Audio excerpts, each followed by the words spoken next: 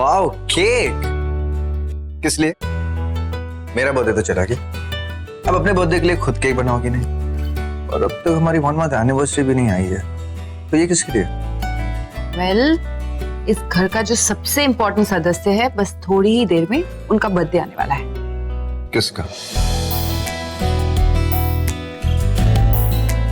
ओह God, ये मैं कैसे भूल गया? 15 मिनट के अंदर बड़ी माँ का बर्थडे। ऐसा कभी नहीं हुआ कि मैं भूल जाऊं। You know what, thank God मैं याद दिलाया।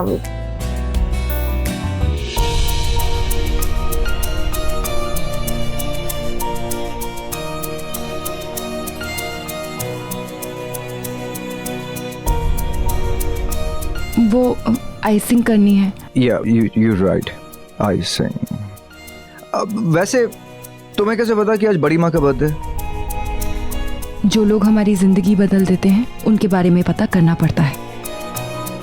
अब उन्होंने हमारी शादी करवाई, मुझे इस घर में लाई, हम दोनों को मिलाए, ये दिन दिखाया।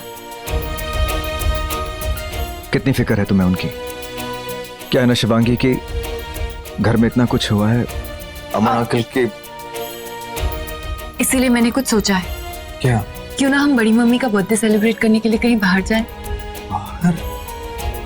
अभी अभी घर? जानती हूँ अभी अभी बहुत कुछ हो गया है, पर रॉकी, जो हो गया है उसे हम बदल तो नहीं सकते ना, पर यहाँ से कहीं बाहर तो जा सकते हैं। कहते हैं उदासी को जितना मना वो उतने पास आती है, उदासी बढ़ती जाती। शायद यहाँ से बाहर जाए तो ये उदासी थोड़ी कम हो जाए, सबकी हंसी जो कहीं खो गई है वो वापस आ जाए। बात तुम्हारी बहुत सही है, लेकिन जाएंगे कहाँ? अब कोई फार्म हाउस है क्या, या हमारा कोई दूसरा घर यहाँ से कहीं दूर? Farm house? मैंने सुना है कि पंचदेव में तुम लोगों की कोई हवेली है।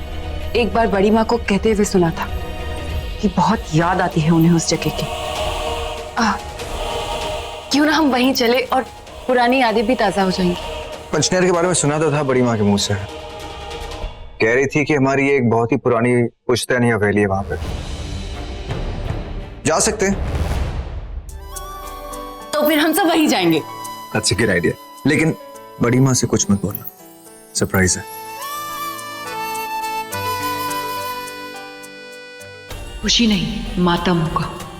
मातम अवंतिका की मौत का, वो मौत जो मैं दूंगी, वो मौत जो तुम सब देखोगी। बड़ी माँ, एक सेकंड, पहले कुछ विश तो कीजिए। एक ही विश है, एक ही ख्वाहिश, शिवांगी के हाथों नागमणि मिल जाए। मिलेगी ना प्रभु? आज जन्मदिन है मेरा। Happy birthday to you. Happy birthday to you. Happy birthday dear बड़ी माँ. Happy birthday to you. ये तेरा आखिरी जन्मदिन है, क्योंकि अगले साल अपना जन्मदिन मनाने के लिए तू जिंदा नहीं रहेगी।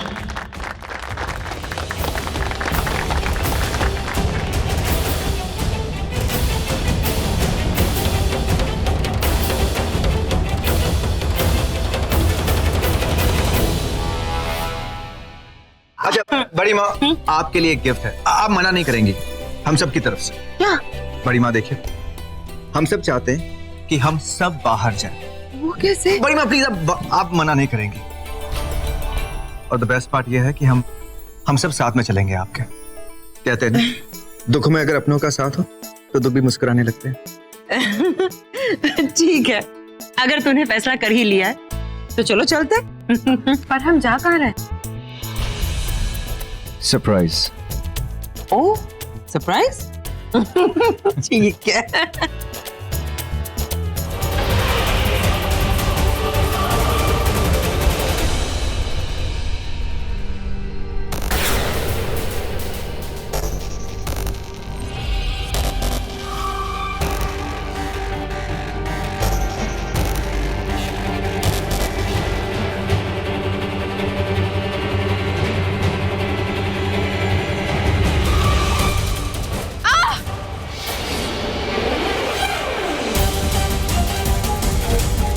Ruchika, Ruchika,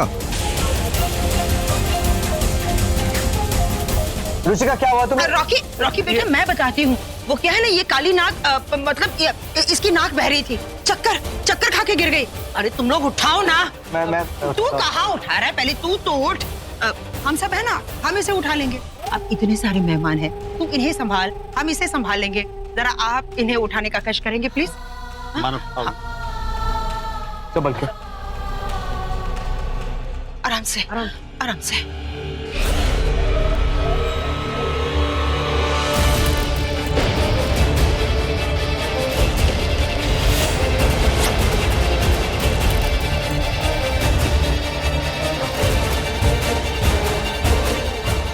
thank you Rudra.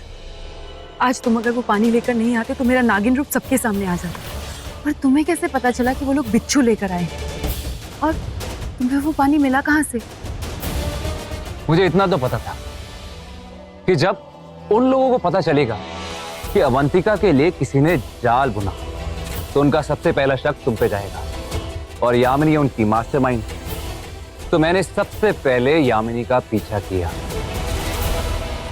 अरे ओ कपालिका, मैंने तुझसे कहा था कि ये पता लगा कि वो शिवांगी नागिन है या नहीं। बिच्छू से डर मत, बिच्छू से नागिन डरती है।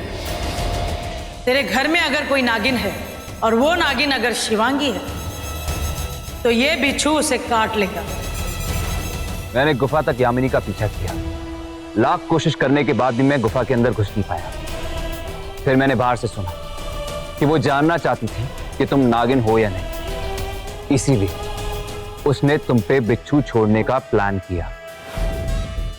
मुझे किसी भी तरह से शेरशाह को ये पानी पीने से रोकना होगा।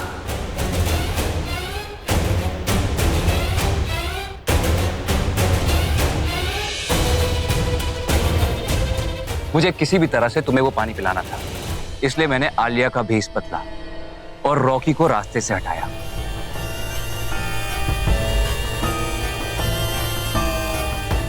भाई, आपको कोई बाहर मिलने आया? हाँ तो उसे अंदर भेज दो ना। गार्ड कह रहा है कि वो अंदर नहीं आ सकता। अंदर? ठीक है, मैं चेक करके आता हूँ।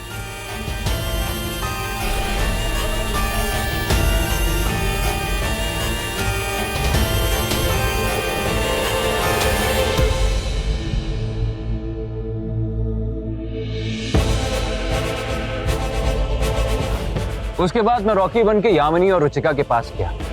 उन दोनों को डांस फ्लोर पे लेके गया। इतने में यामिनी के हाथ का पानी छूट गया और वही पानी मैंने तुमको पिला दिया।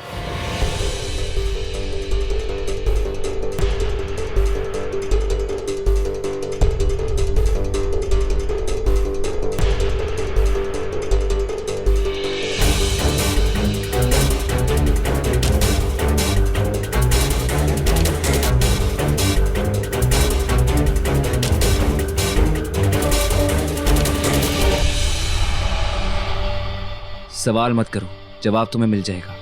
फटाफट ये पानी पी लो।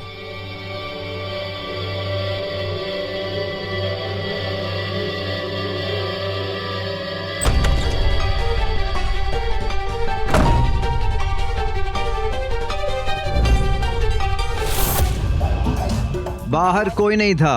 मतलब तुमने मुझे बाहर भेजा वो। भाई, आई कांट हेयर यार यू। आलिया तुम कम, लेट्स डांस, कम।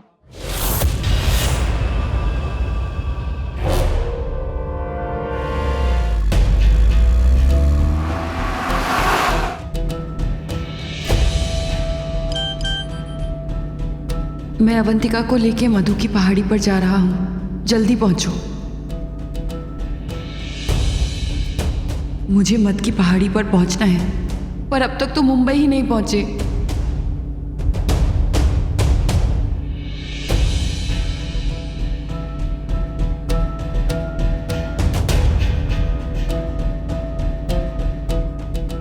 बस कुछ देर का सफर और है।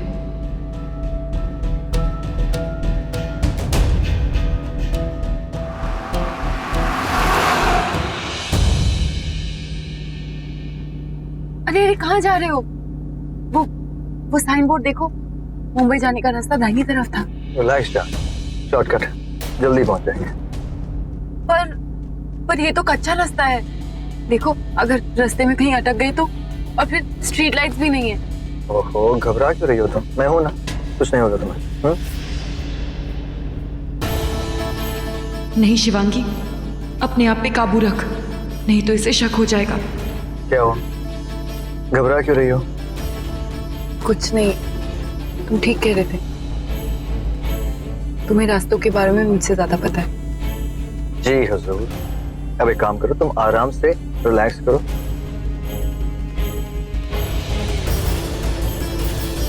आराम से तो अब मैं तब बैठूंगी जब तुम 8 कातिलों को मार दूंगी।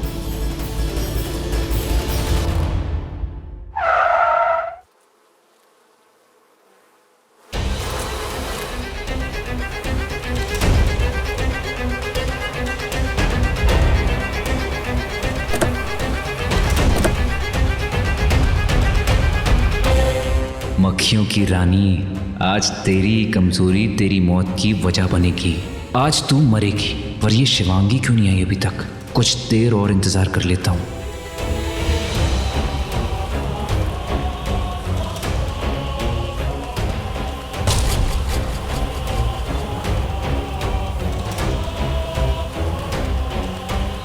तो बताइए रानी साहिबा, कैसी लगी आपको ये मधुशाला?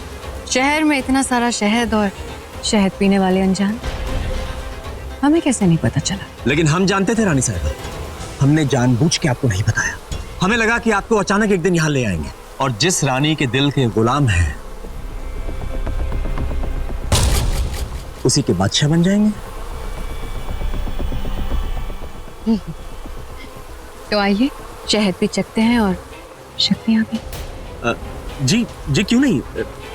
बस रानी साहिबा, एक बार इस शहद की खुशबू को मेरे अंदर समा लेने दीजिए, उसके बाद चलते। ऐसे कैसे? खुशबू का मजा तो मधुमक्खी बन के लिया जाता है। मधुमक्खी खुशबू लेती है और फिर डंक मारती है। चलिए ना राजा जी, मधुशाला बुला रही है, जल्दी से मधुमक्खी बन जाइए। चलिए। किसका इंतजार है? अब कमाल करती हैं रानी साहिबा।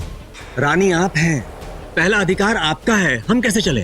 पहले आप चलिए, बस आपके पीछे पीछे हम भी आ जाएंगे। पहले भी हम थे और आज भी हम जाते हैं। शिवांगी कहाँ है? जय रानी साहिबा।